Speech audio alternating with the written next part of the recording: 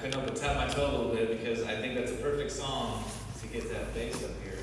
Yeah. And sing a little bluegrass style here. Anyway, well, we've had a couple days of rain, which is much needed. We've got pretty dry out there. Grass is pretty crispy. But with the rain came fall, right? We recently transitioned from summer to fall, so it looks like it out there. The leaves, most of them got blown off, but they're still down, so it feels like fall.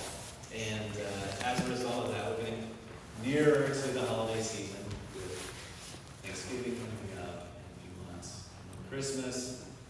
And you might be thinking, why are you talking about Christmas in late September, early October? And that's because when I was reading Ecclesiastes, I saw a parallel that reminded me of something. One of my favorite, I wouldn't say it's a favorite, let me rephrase that, a family tradition we had growing up was watching the Christmas Carol on TV. Every Christmas, we would go to my grandparents' house, and we would, there wasn't much else to do, so we watched,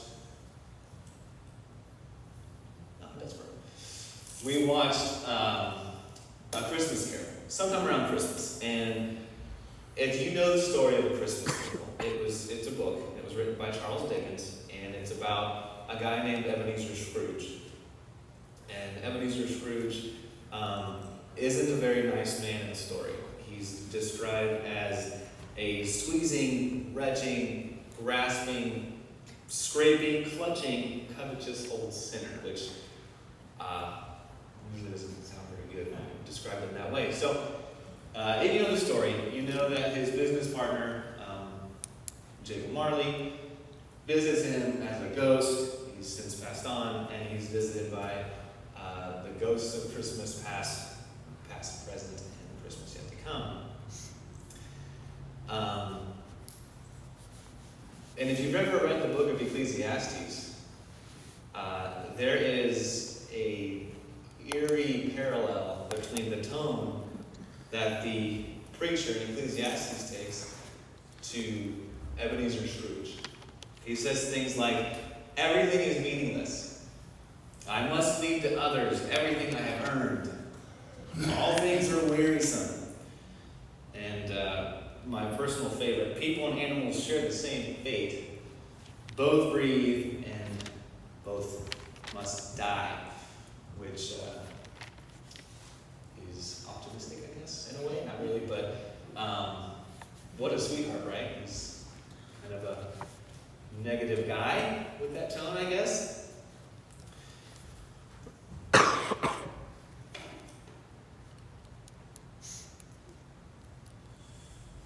The truth is that the author of Ecclesiastes, or as he's known as the preacher, he might sound like Ebenezer Scrooge, but there's a main difference. There's a big difference. And that difference is that the author, who's Solomon, ultimately gives the authority of this world and everything in it to God. Instead of turning to the world for worth, Solomon's advice in chapter 5, verse 7 is to fear God. He says, for when dreams increase and words grow many, there is vanity. But God is the one you must fear. And the word fear there means revere. It means be in awe of, or have a healthy respect for. So, a little bit about the author. And I know Nick touched on Solomon a little bit last week, but just to kind of help wrap this up.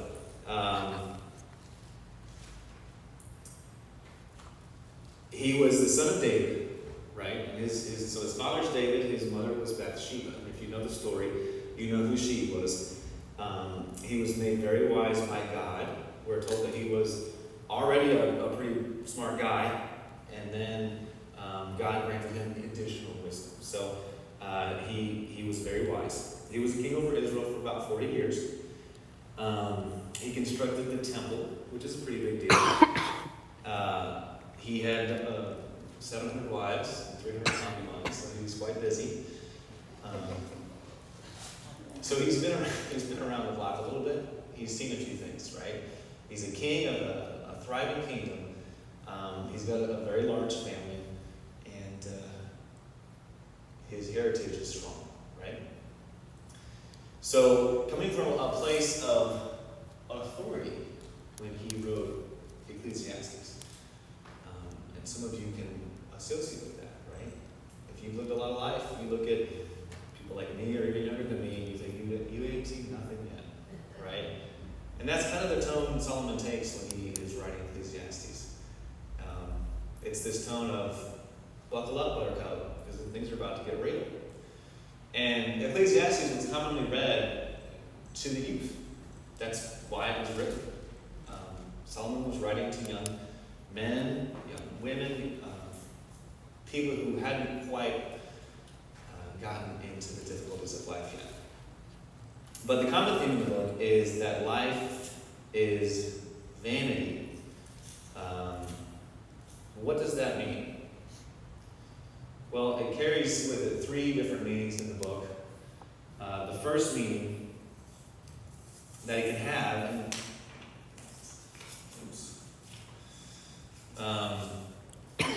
you can see there, is that it can be interpreted as it's a fleeting or it's a vapor. So it's this idea of disappearing quickly. It can be interpreted as meaningless or worthless, and then it can also be interpreted as incomprehensible or unknowable, referring to the mysteries of God. So if you have your Bibles, turn with me to Ecclesiastes chapter 11. We'll start in verse 7. Now I like to use the Bible, so we're going to be moving around a lot. So hopefully you brushed up on your books of the Bible. Actually, we're not going to go into too many. Ecclesiastes 11:7 says this: light is sweet, and it is pleasant for the eyes to see the sun. So if a person lives many years, let him rejoice in them all. But let him remember that the days of darkness will be many. All that comes is vanity, or meaningless. Rejoice, O young man, in your youth, and let your heart cheer you in the days of your youth.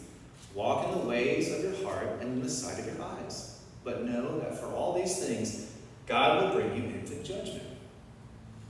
Remove vexation from your heart, and put away pain from your body, for youth and the dawn of life are vanity, or fleeting. Remember also your Creator in the days of your youth, before the evil days come, and the years draw near, of which you will say, I have no pleasure in them. Let's pray real fast. God, thank you for your word. Thank you for this opportunity. I know I don't do it justice, but I ask that you would work through it and hopefully speak to someone here today.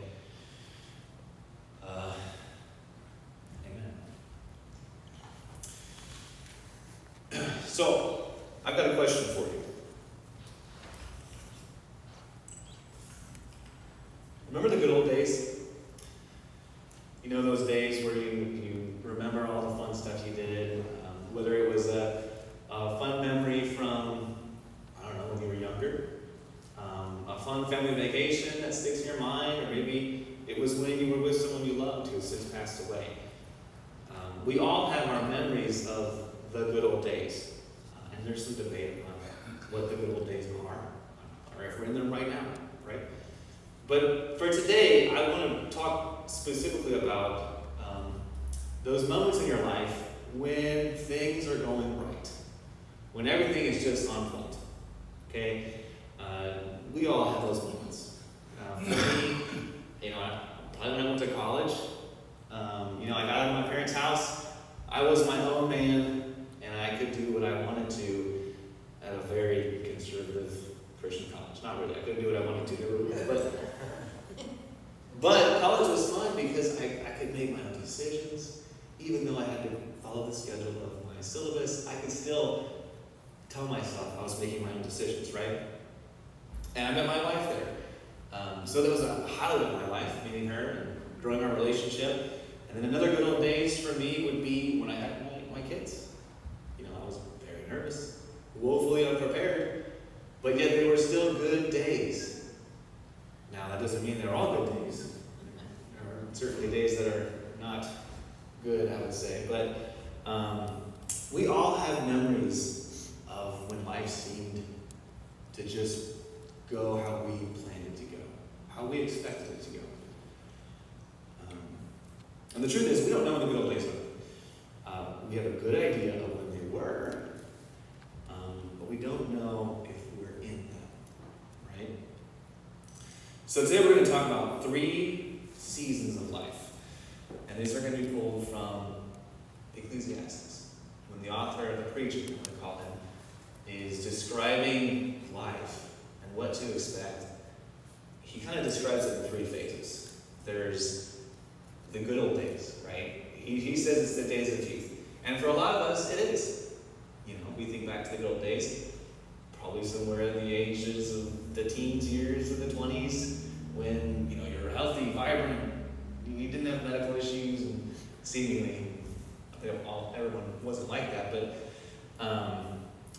that's kind of how he describes being in your youth or being young. They're the good old days. Things are good. Things are easy. Enjoy life. So, to start out, I apologize, my notes got out of order here.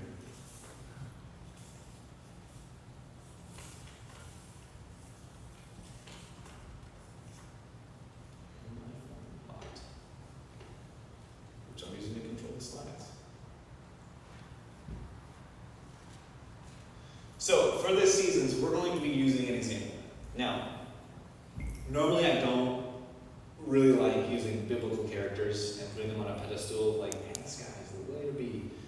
Or this lady's got it down, you know. They do a lot of good things, but we don't know the whole story. We're really told only what applies to the biblical narrative. So, but in this case, I'm going to use David. And here's why. Because David can represent the best and worst in all of us. He's not perfect, and neither are we. He made mistakes, and so do we every day. So through David's life story, we can see parallels of these seasons in life, okay? These seasons in life. So to start out, the good old days. And I have that phrase up there. That's from Ecclesiastes chapter 3, verse 1. We all know that verse. It's a very common verse. Right? There's a season, and then he goes on to list time to plant, a time to harvest, a time to, right? It's this idea of look, things come and go and sway. So we're going to kind of piggyback off that. But to begin,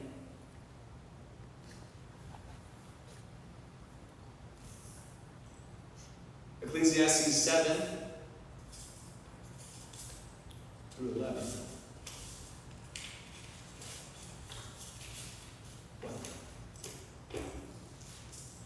Says this, light is sweet and it is pleasant for the eyes to see the sun. Every morning, I added that.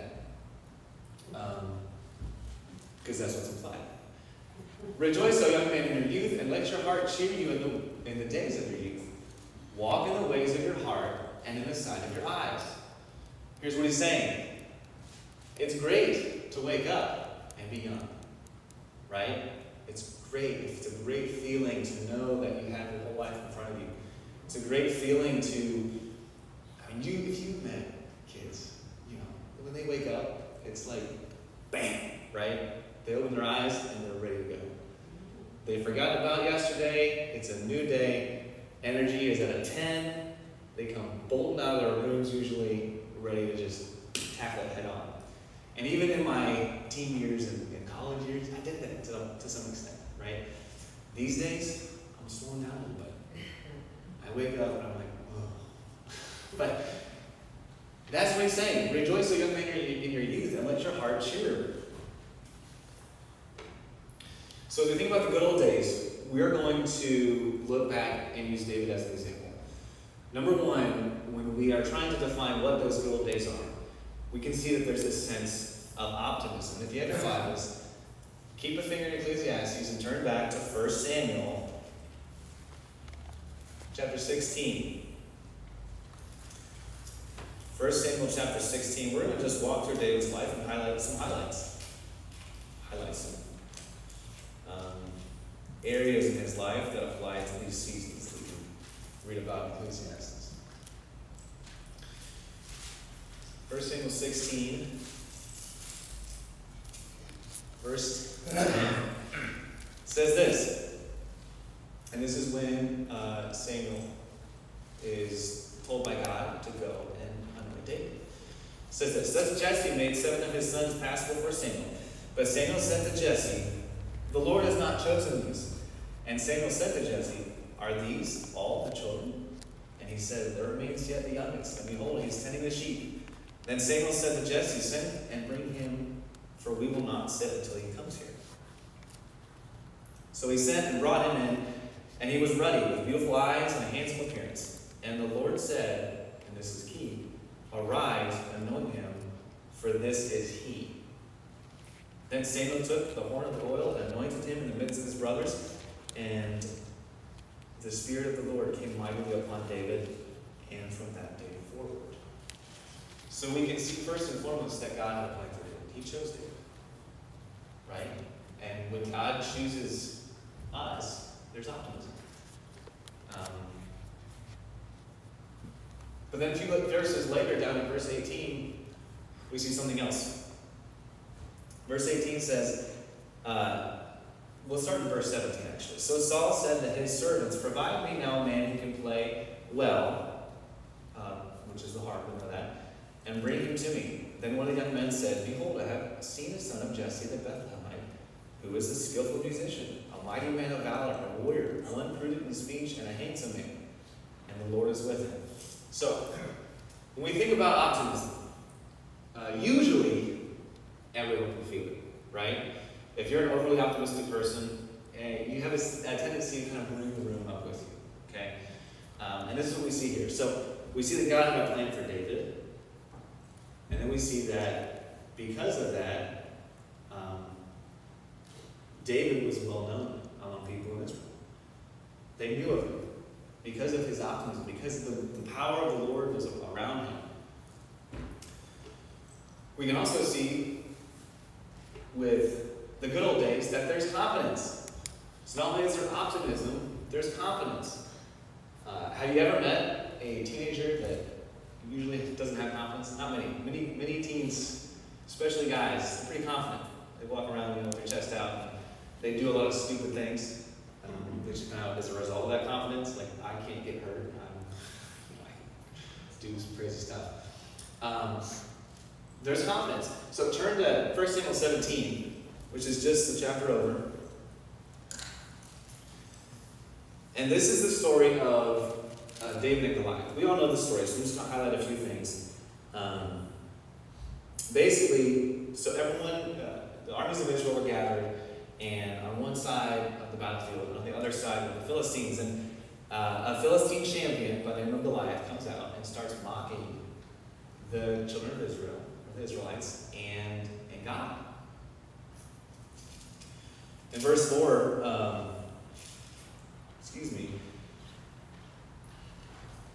verse 11 says, "When Saul and Israel heard these words of the Philistine, they were dismayed and greatly afraid." So that's real general. That's Saul the king, and then all his armies. They were afraid of Goliath, of the Philistines in general. Verse 26 says, "Then David spoke to the men who were standing by him." So David sent by his father to deliver some food to his brothers who were on the battlefield. He gets there, and all this is going on around him. And it says that David spake to the men who were standing with him, saying, "What will be done for the man who kills this Philistine and takes away the reproach from Israel?" And then he says, "For who is this Philistine, that he should taunt the armies of the living God?" Can you imagine if you were in a battle and this young kid shows up and he's like, "Come on, guys, what's going on? Are you going to let him do this?" The confidence that David had in the power of God was extraordinary. And probably one of the highlights, like those were the good old days. As I think, David ages, he probably thought back to this time, man. Because as we'll see in just a few moments, he's not always this confident. Just like us, right? When we're young, or when we're in the good old days and things are going well, we usually take more risks. We usually are willing to go further than if our mind kind of holds us back in a negative way. David had more faith in God than he did in those people and things around him. So there was optimism and there was confidence.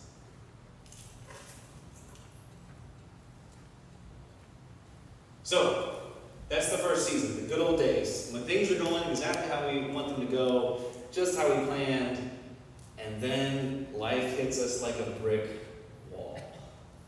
Enter what I'm calling the lost days. And I got a nice background up there of this lonely island in a cloud of fog, because sometimes that's what the lost days feel like. So,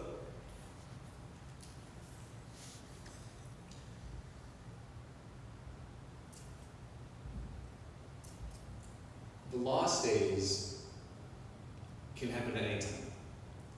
There are those moments in our lives where we feel like God is distant. They're not the good old days. We're not humming along. These are the days where we usually have trials, difficulties. When I had my kids, those were the good old days. When I was up all night, those were the lost days, right? Because I was tired. A lot of people, this is when, if we're talking about like stages of life, this is when marriages crumble. This is when hardships happen. Life gets tough. It becomes a cycle of wake up early, do that thing, stay up too late, and then do it all over again. Okay? Have you ever really been lost in this? Like, I mean, lost. Not all you guys up here are like, no way. I always know where I'm at. That's kind of my thing. I always know where I'm at. And if I don't, I can usually just find the direction and go, and I'll find it eventually. And then some of you are like, yeah, I'm lost all the time. I don't even know how to get here. I don't know how to get here. So we took a trip, my family, not too long ago. We went down to the Lost Sea in Tennessee. And we did, it's like this underground lake. I don't know if you've been. It's pretty cool. But they do a cave tour before you get to the lake. Because you've got to make your way down to the lake. It's under, I think it's under the parking lot. But they do a cave tour. So, and if you've ever been in a cave, usually they have lights up, and you can see where you're going, and it's not that bad. But they took us to a room, and they had a whole group there, and they turned off the lights on purpose. Because they wanted us to feel what it was like in total darkness, extreme darkness. And I thought it would be kind of cool and neat and exciting, yeah, shut them off. It can't be that dark. I'll tell you, it's that dark. It's terrifying. It is terrifying. And I don't know if there's a moment in my life where I have actually felt so helpless and lost than that probably 15 seconds in that cave. Because when the lights went out, I was alone. I could hear things around me. People were screaming. My little girls were probably terrified, but they were screaming and having a good time with it. But you couldn't touch anything. You didn't know what was out there. You could just hear voices, right? You knew you were in a cave, but after about a few seconds, you started wondering, am I in a cave? Am I in some limbo, right? I don't know where I'm at. If the lights had gone back out, I'd still be in that cave. I would have just died in that cave, because there's no way. I would have been able to find my way out of that cave. That's kind of this idea. So at this season of life, where we feel helpless. God seems distant, far away. Maybe we have a friend that's kind of gone away and doesn't really talk to us much. We feel alone.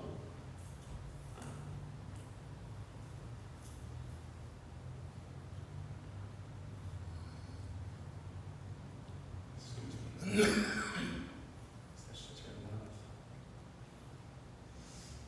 Here's what Ecclesiastes says. So if a person lives many years, let him rejoice in them all.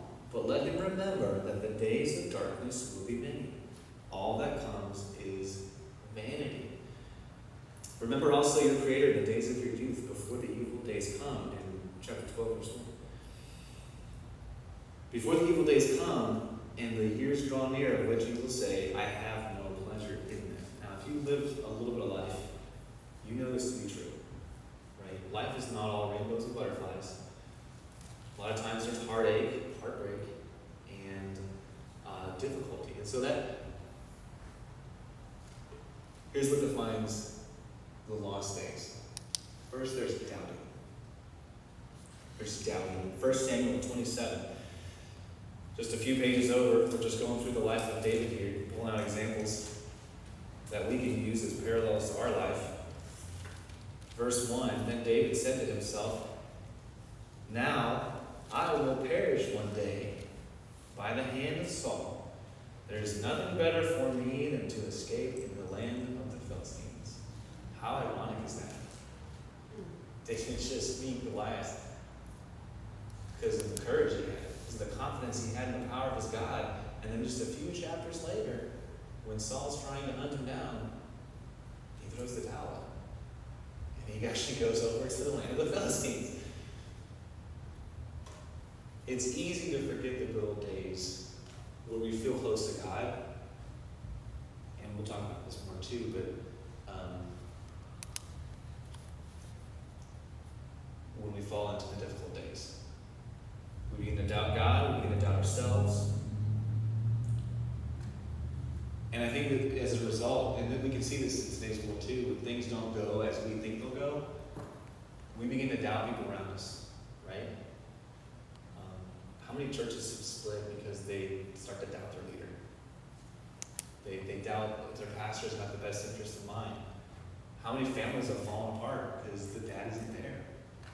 He's not around, the mom isn't there. We begin to doubt our circumstances and our existence, and as a result, we doubt God. Also, there's difficulty. This is a highlight of the lost days. There's usually always some form of difficulty. And David, our example, he's got quite a few. I'm not going to go to all these passages, but we'll just highlight a few of them. In 2 Samuel 12, that's the story of David and his sin with Bathsheba. We know the story well. What happened there? David was probably going through a hard time, and he put his desires above the desires of God. What about chapter 13, the next chapter over? Where we hear the story, a very interesting story of David's son raping his sister. You got some family issues? That's up there. And then finally in Psalm 56. We can turn there real quick. Psalm 56. It's just before a well-known verse.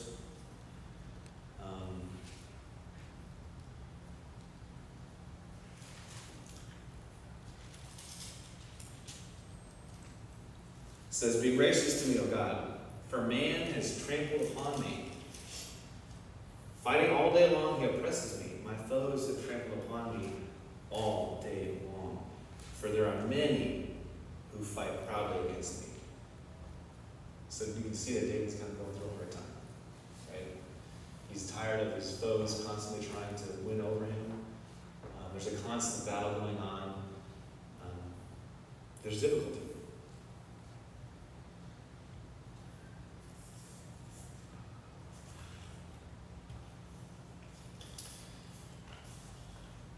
So we talked about the good old days, which are those times in our life where everything's going according to plan. We think back to those memories, usually good memories. There's the lost days where we don't feel God with us. Maybe we feel alone.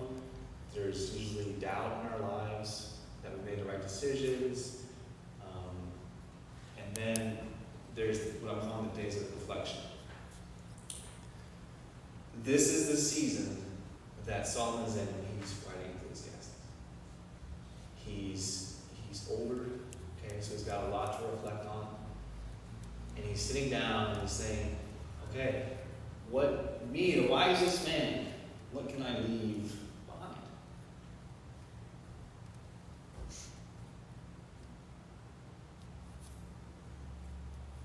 Ecclesiastes 9:1 says, "But all this I lay to heart, examining it all, how the righteous and the wise and their deeds are in the hand of God. Whether it is love or hate from God, man does not know, but both are before him." And then chapter 12, verse 13 says, "The end of the matter, all has been heard. Fear God and keep his commandments, for this is the whole duty of man." So you can tell he's thinking deeply to this. And in chapter 12, he's kind of closing his thoughts. Right? He says, this is the end of the matter, all has been heard. Fear God and keep his commandments, for this is the whole duty of man.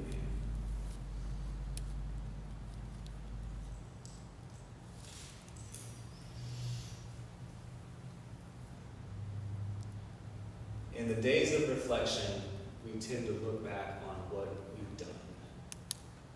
Right? So, me as a dad,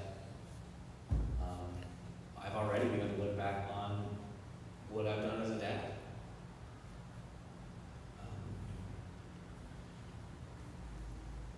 If you're here and you're older, a senior saint, you might think Ecclesiastes, that's for young people. I don't think so. Because the author's not young. Although he was, yes, writing to young people, it comes from a heart of experience, wisdom. So as we think about the days of reflection, we know there's a physical legacy, right? There's tangible things. There's interactions we have with people. If you have a family, if you have wealth, if you have money things, there's the things we hold in our hand that we leave behind. And David's got a few examples here. I got some examples up there. We're not going to jump too deep into them. But in 1 Kings chapter 2, David leaves his kingdom to Solomon. And with it comes everything that David built up. Right? All the lands he conquered. Everything he did, he left to Solomon. And then a few verses later, he provides direction to his son. Right? Solomon, he says, and they're pretty explicit. If you want to go read this, you're welcome to. Basically, he says, go and kill him and him and him, and avenge me, and some other things. So it's an interesting read. But the point is that David was leaving a physical legacy. Okay? This is what we all think of. When you pass on from this earth, we like to think, what am I going to leave behind? What's my legacy? A lot of people, like I said, think about their kids. Some people think about their wealth. If I leave this behind, my kids will have it bad. And there is some truth to that, but I think, like Solomon says, it's a vapor. It's an illusion in some ways. Because you have David, who was a king of a nation. And he left all his stuff in Solomon. And then you have Solomon, who had a great king. He was also a king. But then shortly after that, it's all gone. The generations after David, the kingdom falls apart. And I was thinking about this, too, as we think about our physical legacy and what we kind of have here on earth. I don't know if I've ever thought about this, but we don't know what David had for breakfast when he fought Goliath. I'm assuming it's Wheaties, but we don't know. We don't know what he was wearing. We don't know what kind of, if he had I doubt he had a chariot when he went to fight Goliath, but we don't know what kind of shoes he was wearing. We don't know what kind of, we don't really know anything. All we know about David is what brings us the story of how redemption came from Israel to us. Came from Abraham through Jesus to us. Because the rest of this stuff doesn't really matter. Right? It doesn't matter. I mean, really. Common phrase is, you can't take it with you, right? That's true.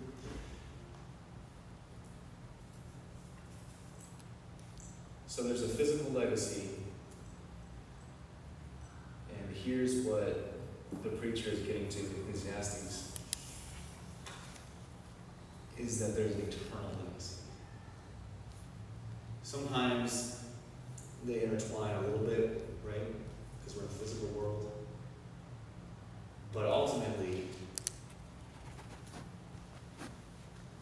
the legacy that matters is, this is what legacy is.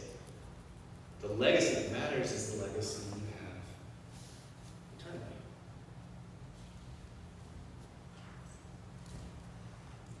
1 Samuel 13:14, and in Acts 13:22, we're told that in 13:14, God was searching for a man for his own heart. And in Acts, we find out that was also David. Right? What does that mean? And we hear this verse a lot about David. It doesn't mean David was God and God and David were on the same page. It means that David sought God. Right? He had his priorities in the right order. He pursued God. If you have a girlfriend or a wife or a family that you're close to, what do you say? I'll give you my heart, right? That doesn't mean we will literally give them our heart, obviously. It means we give them our devotion. It means we make them a priority. The Bible doesn't say when David was a man after God's own heart. It just says he was. So, going back to our previous 2 seasons, the good old days, it's easy to give God your heart because God's doing great things for you, right? The dark days or the lost days, it's not always so easy. This is what Solomon was trying to communicate when he said, there is a season. There are times when your life is going to have challenges. Things aren't going to go your way. You get a flat tire, right? Your kid brings home sickness from school, and you just know you're going to get it. And you know it's going to be a terrible 2 days. There are times when things aren't going our way. And that's fine. That's fine. It's okay. What Solomon's saying is it's okay when things are good. Careful, they're not always going to be good. There's a time for this and a time for that. What matters, what really matters, is that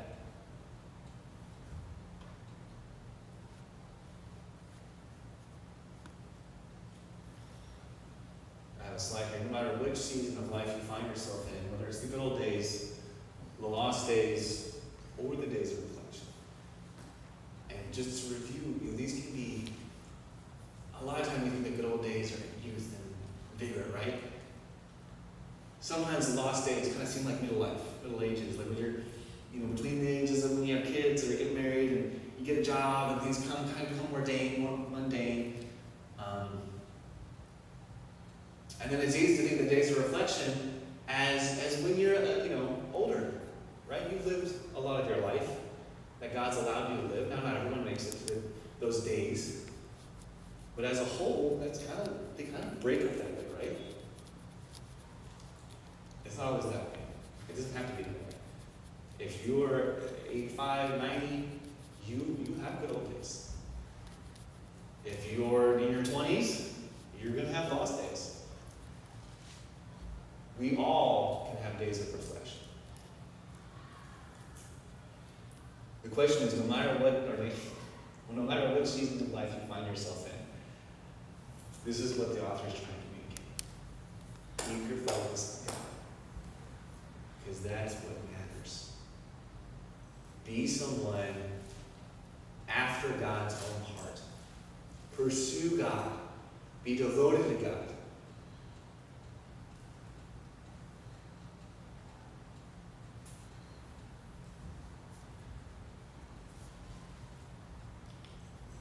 I wasn't really very familiar with Ecclesiastes. I had read Ecclesiastes like everyone, when you're younger, it's encouraged to do. But I've never really studied it because it kind of seemed pretty straightforward. Hey, life's hard. Being young is good, but if you aren't focused on God while you're young, you might not make it through the hard days, right? Okay, gotcha. But the older I've gotten, the more I've realized how critically important and wise that is. There's a reason we have a children's program. There's a reason a lot of churches pour a lot of resources into kids, youth, because a good foundation will keep them on the right path. Not always. I read a study, I can't remember, I think it was done by the United Nations, but they asked, different study, sorry, they didn't do this study. This study was done by someone else. It was a study about church attendance. And let me see if I can remember this. They said something like 65, let's say, % of adults who grew up going to church still go to church. And then there's another statistic, it was like 70-ish, 70+% of children who grow up not in church are still not in church. So it matters. The wisdom of Ecclesiastes, if you hear a statistical person, it lines up. So if you're here today and you're in the good old days, that's awesome. Congratulations. Enjoy it while it lasts. And that's what Solomon says. If you're in the good old days, enjoy it. If you're younger, that's awesome. That's great. Your whole life's ahead of you. There's optimism, there's confidence. It's fantastic, but they won't last. So shore up your foundation, because the lost days are coming. And today, if you're in the lost days, you're going through something, and you don't really feel equipped. You don't feel maybe like you can make it. Fear God. Revere God. Draw near to God. Keep your focus on God. Write that verse in your heart. Take it with you. And when those trials come, remember, they're only here for a season. They will pass.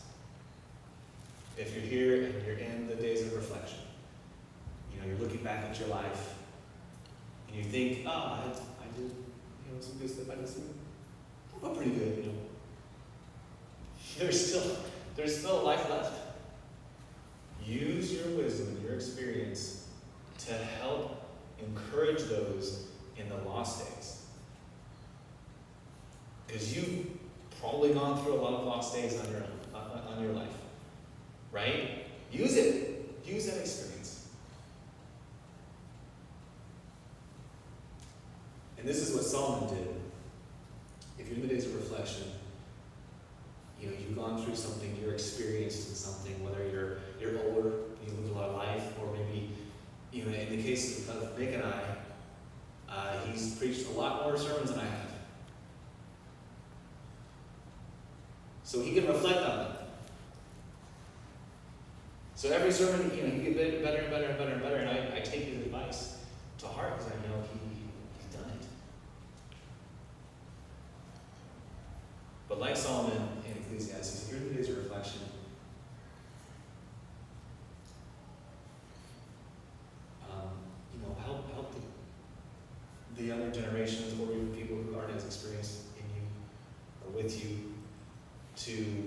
prepare them for those days that are coming, those dark, lost days where there's doubt and there's difficulty. Because they're going to need it. And especially in the state of the country today, we prayed about it this morning, when things aren't looking too great in general. There's definitely a strong divide that seems stronger than it's been in my lifetime. And things don't really seem like they're going up. It's only for a season. We know the end, but when you lack experience, it's kind of hard to be optimistic about that kind of stuff.